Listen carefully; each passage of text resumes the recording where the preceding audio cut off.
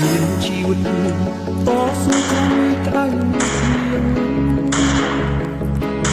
គិតថាមានសំណាងមានអូនក្បែរគ្រប់យ៉ាងជាសុបិនរឿងរ៉ាវស្នេហ៍បងអូនមិនអាចបន្តបានព្រោះលុយពីយើងសន្យាថាសានគ្រួសារខ្លាយជាភ្លេងអស់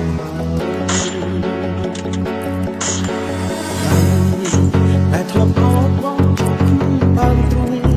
ពីមុនពេលនេះអូនមិនស្គាល់អ្វីក្រៅពីលុយ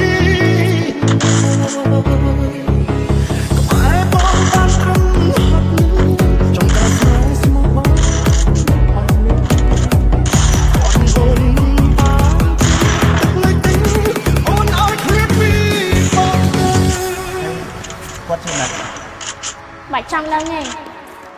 ដឹងថងថាគាត់ជាមនុស្សដែលមានអីគ្រប់យ៉ាងដែលខ្ញុំចង់បានហើយបើសិនជាអាចជួបគ្នាលើក្រោយមិនធ្វើស្គាល់គ្នាល្អជាង